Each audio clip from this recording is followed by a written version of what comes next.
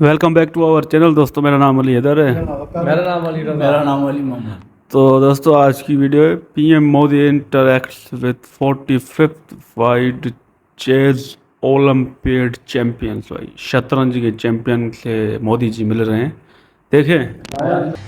आपका जो विजन है कि इंडिया नंबर 1 होना चाहिए, आई थिंक ये बदलाव आ रहा है। हमारे देश के नौजवानों के पास सामर्थ्य है। तो जन्मदिन पे क्या करोगी? 28 को है ना, तो क्या करोगी? बस मजे करेंगे। बस ये कहाँ है? आप पीछे खड़ा है। ना टाइम, आपका वैल्यूएबल टाइम निकाला हमसे मिलने के लिए। मेरा वैल्यू आप ही है।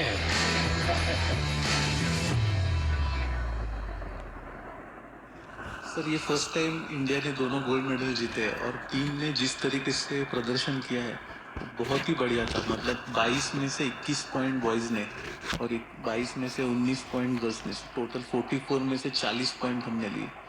इतना बड़ा बढ़िया प्रदर्शन आज तक पहले कभी नहीं हुआ।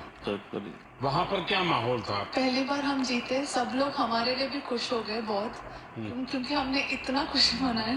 तो सबने एक्चुअली हर अपोनेंट्स ने भी आके हमें बधाई दी और हमारे लिए एक्चुअली खुश हो गए, even our opponents also. Sir, हमने देखा है कि लास्ट कुछ सालों में बहुत सारे जो स्पेक्टेटर्स है वो बहुत रूट कर रहे थे कि दूर दूर से वहाँ पे सिर्फ देखने आए थे ये मैच को, जो पहले मेरे हिसाब से इतना नहीं होता था। तो आई थिंक चेस की भी काफ़ी पॉपुलैरिटी बढ़ गई, तो हमें देख के बहुत अच्छा लगा कि रूट कर रहे हैं। थोड़ा प्रेशर भी होता था, बट इतना हमें सपोर्ट कर रहे हैं वो एक अच्छा फीलिंग था। और जब हम जीते तब इंडिया इंडिया ऐसे सब रूट कर रहे थे। इस बारी 180 कंट्रीज पार्टिसिपेट करी थी। बल्कि जब चेन्नई में ओलंपियाड हुआ था, हम बोथ इंडिया टीम हम ब्रॉन्ज जीते थे। वुमेन टीम का लास्ट मैच यूएसए से हुआ था, जो हम हार गए थे और हमारे हाथ से गोल्ड चला गया था उस टाइम। तो हम फिर से उनके साथ इस बार खेले। फिर इस बार हम बहुत ज़्यादा मोटिवेटेड थे कि इस बार ये इंडिया को गोल्ड लाना ही है, इसको हराना है, इनको हराना ही है। वो मैच फाइनली बहुत क्लोज था और ड्रॉ में फिनिश हुआ, but we went on to win the gold sir. पर हम इस बारी अपनी कंट्री के लिए जीत कर ही वापस आने वाले थे और कोई सेकंडरी नहीं था। ये मिजाज होता है तभी तो विजय मिलता है। लेकिन जब इतने नंबर आ गए, 22 में से 21 और 22 में से 19, तो बाकी खिलाड़ियों का या बाकी लोग जो इस खेल को ऑर्गेनाइज करते हैं उनका क्या रिएक्शन था? So I think Gukesh wants to answer that, but I just want to say one thing कि उसमें हमने इतनी कन्विंसिंगली जीता, स्पेशली ओपन टीम में ऐसे लग रहा था कि कोई पास भी नहीं आ सकता है। और हमारी वुमेन टीम में हम पहले 7 मैचेस जीतते गए, फिर थोड़ा छोटा सा सेटबैक आया, हमने रेजिलियंस दिखाई, हम वापस आए। पर हमारी ओपन टीम ने तो सब, मतलब मैं क्या ही बताऊँ। I think Gukesh being on board 1 was better to answer that, पर वो भाग के ले गए। Yeah, this experience was really a great team effort. Every single one of us was in like excellent form, and we were all super motivated because in the 2022 Olympia we were very close to winning the gold medal. But then there was one game which I had played and I could have won, which would have guaranteed gold medal. Unfortunately, lost that game. And it was heartbreaking for everyone. So this time we were all super motivated, and from the start we were like, we are going to win this for the team, and yeah, really glad. अच्छा, आपने कभी ये सोचा है कि कभी AI का उपयोग करके आप लोग अपनी गेम को करेक्ट कर सकते हैं या दूसरे की गेम को समझ सकते हैं? Yes, sir. With AI, the chess has evolved. There has been new technology, and the computers have become much stronger now. And it is showing a lot of new ideas in chess, and we are still learning from it. And I think there is a lot to learn from it. Sir, I think अभी ऐसा हो गया है कि AI के tools सबको available हो गए क्योंकि डेमोक्रेटाइज हो गया है, और अभी हम ज़रूर प्रिपरेशन में यूज़ करते हैं। बताइए। कुछ नहीं सर, द एक्सपीरियंस तो बहुत कुछ नहीं, ऐसे जीत लिया। ऐसे आ गया, गोल आ गया। नहीं सर, ऐसे नहीं आ गया। बहुत मेहनत किया है। आई थिंक मेरे सारे टीममेट्स ने, इवन मेंस ने बहुत हार्ड वर्क किया है to finally get to the stage. मैंने देखा आप में से कईयों के पिता माता डॉक्टर है। पेरेंट्स दोनों डॉक्टर है और मेरी बहन भी डॉक्टर है। हाँ। तो जब मैं बचपन में उन्हें दिखता था कि उनको कभी रात को 2 बजे फोन आ गया पेशेंट का, जाना पड़ता था, मुझे लगा मैं जो करियर लूंगा थोड़ा और स्टेबल लूंगा, पर मुझे लगा नहीं था स्पोर्ट्स में और दौड़ना पड़ेगा। तो मैंने हमेशा देखा है कि आप हर स्पोर्ट और हर स्पोर्ट पर्सन को इतना इनकरेज करते हैं और इतना सपोर्ट करते हैं। मुझे ऐसा लगता है कि आपका स्पोर्ट्स से बहुत बड़ा लगाव है, हर एक स्पोर्ट से। और मैं उसकी स्टोरी जानना चाहती हूँ, ऐसा क्यों? मैं आपको बताता हूँ, मैं ये इतना समझता हूँ कि कोई देश विकसित बनता है तो सिर्फ खजाने से नहीं बनता है, तो उसके पास कितने पैसे हैं, कितने उद्योग हैं, जीडीपी कितना, इतने से नहीं बनता है। हर फील्ड में वो दुनिया में महारत होनी चाहिए। अगर फिल्म इंडस्ट्री है तो मैक्सिमम ऑस्कार हमारे यहाँ कैसे आते हैं, अगर साइंटिस्ट हैं या और किसी फील्ड में तो मैक्सिमम नोबेल हमारे पास कैसे आते हैं, वैसे ही खेल में भी मैक्सिमम गोल्ड हमारे बच्चे कैसे लाएं। ये जब होता है इतने सारे वर्टिकल, तब देश महान बनता है। मैं जब गुजरात में था तब भी मैं एक खेल महाकुंभ चलाता था, लाखों बच्चे खेलते थे, उसमें तो मैं बड़ी आयु के लोगों को भी खेलने के लिए प्रेरित करता था, तो उसमें से अच्छे बच्चे आगे आने लग गए।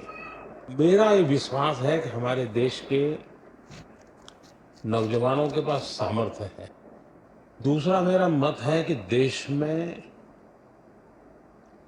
समाज जीवन का जो अच्छा वातावरण बनाना है, तो स्पोर्ट्समैन स्पिरिट जिसको कहते हैं, वो सिर्फ स्पोर्ट्स के खिलाड़ियों के लिए नहीं है, वो कल्चर होना चाहिए, समाज जीवन में कल्चर होना चाहिए।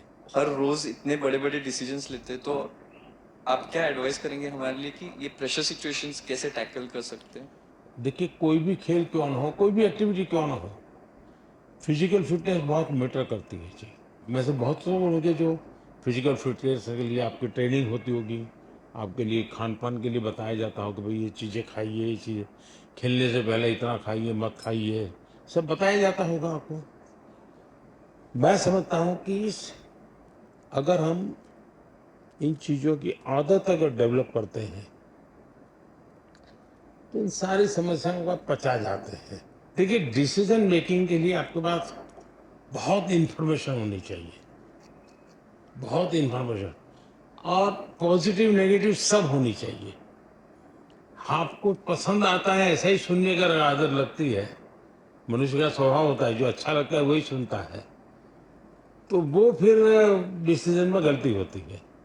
लेकिन आप हर प्रकार की चीज को सुनते हैं, हर प्रकार की चीजों को जानने का प्रयास करते हैं और खुद एनालाइज करते हैं, और कहीं समझ नहीं आए तो बिना संकोच किसी जानकार को पूछते हैं, तो फिर आपको कठिनाई कम आती है।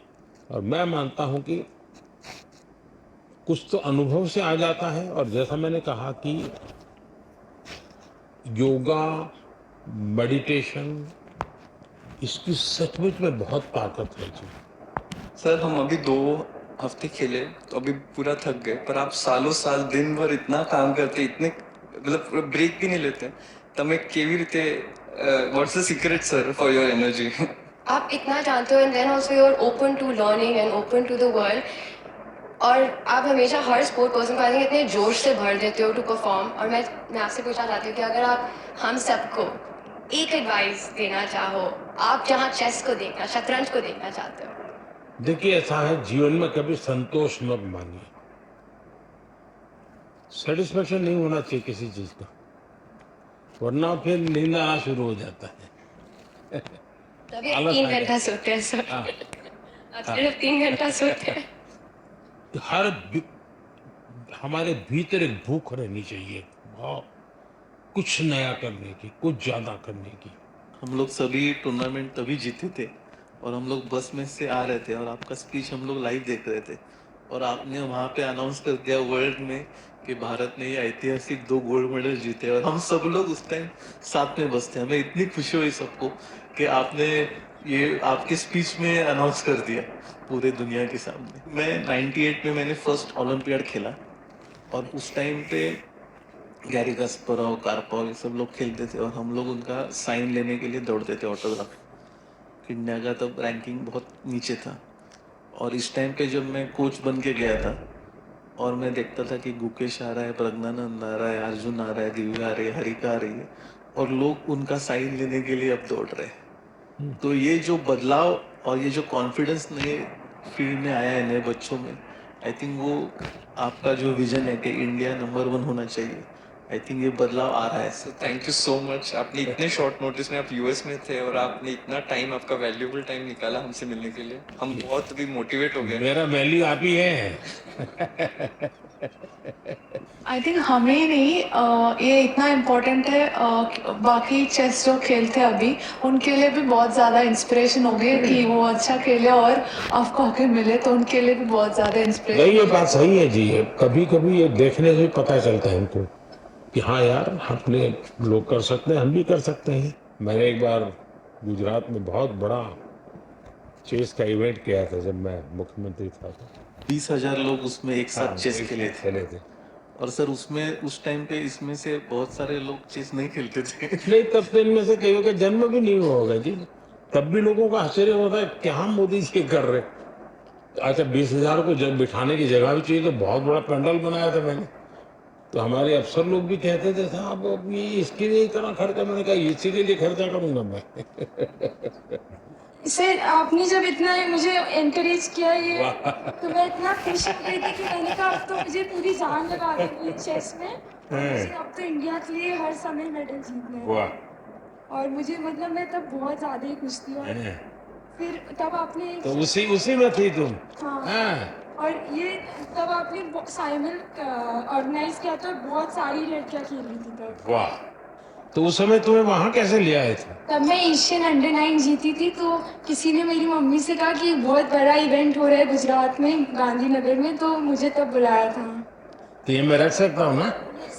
टीम करवाना था, बट इतना टीम करवा के देना था आपको, बट नहीं बेटा, कोई चिंता नहीं। हाँ, ये मेरे लिए बहुत अच्छी मेमोरी है। तो ये शाल रखा है कि नहीं रखा है? यस सर, रखा है।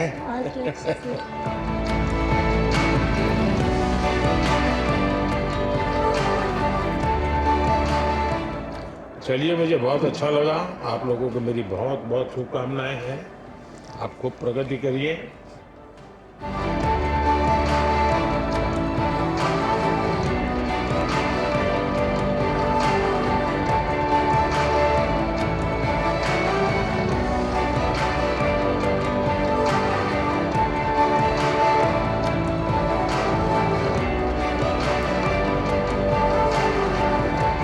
हाँ भाई, ये मोदी जी की ख़ास बात है ना, वो अपने चैम्पियंस के साथ बात करते हैं, बैठते हैं, उनसे मिलते हैं और उनको मुबारकबाद भी दी जो चेस खेल के आए हैं।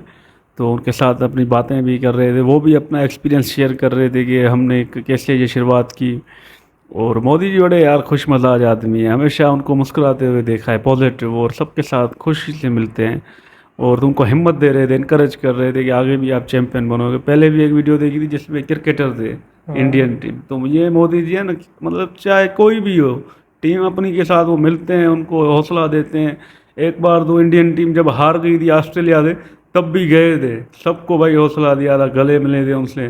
तो ये मोदी जी की खास बात है कि वो चाहे हारो या जीतो, मोदी जी जाते हैं, उनसे मिलते हैं। वरना तो कुछ लोग ऐसे होते हैं क्रेडिट लेने के लिए आ जाते हैं, भाई चलो चैंपियन बना है हमारी वजह से, जैसे हमारे वाला ने भाला फेंका था, ये भाई ये आपका विजन है, शहबाज शरीफ आपका विजन है। तो ऐसा भी होता है, बट मोदी जी भाई ग्रेट आदमी है, तो मज़ा आ गया यार। आज ये इनकी खुशी देख रहा है ना, तो हमें भी बड़ा अच्छा लगा।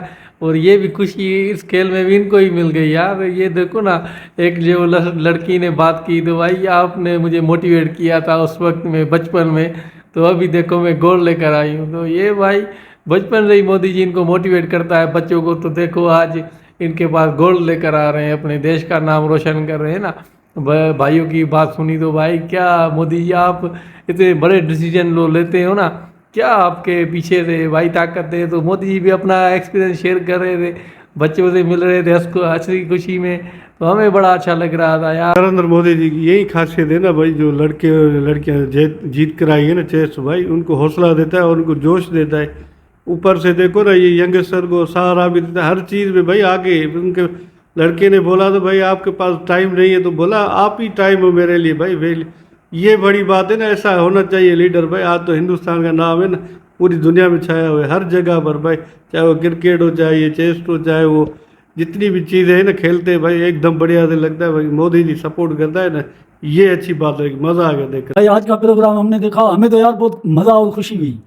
लेकिन एक शख्स हुआ, क्या बात है यार, उसका अंदाज ही अलग है। वो शख्स जो है ना, उसका मैं नाम बयान करूंगा, लेकिन यार मैं उसको बहुत चाहता हूँ यार, बहुत अच्छा आदमी है जनाब नरेंद्र मोदी पीएम। वाह क्या बात है यार, आज तो मेरा दिल और भी खुश हो गया यार। जब मैं जनाब नरेंद्र मोदी का प्रोग्राम देखता हूँ ना, तो मुझ में खुद जज्बा आ जाता है। क्या बात है यार। पहले तो यार बात ये है कि पहले मैं खुद जो है ना कंफ्यूज था, तो आज और जब मैं ये वीडियो प्रोग्राम देख रहा हूँ ना, तब मुझे पता चल रहा है। तो यार इस प्रोग्राम से मुझे बहुत अच्छा भी लगा, खुशी भी, फ़ायदा भी हासिल हुआ।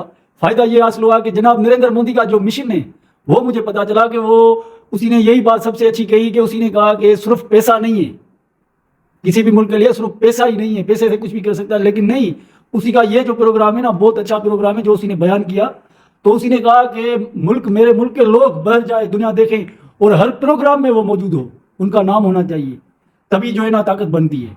तो ये अच्छी बात उसी ने बताई है कि कोई भी हो दायरा खेल का हो ना, मेरे लोग जो है ना बैरूनी मुल्क जाए, उनका नाम वहाँ रोशन होगा, तो फिर इंडिया का नाम रोशन होगा।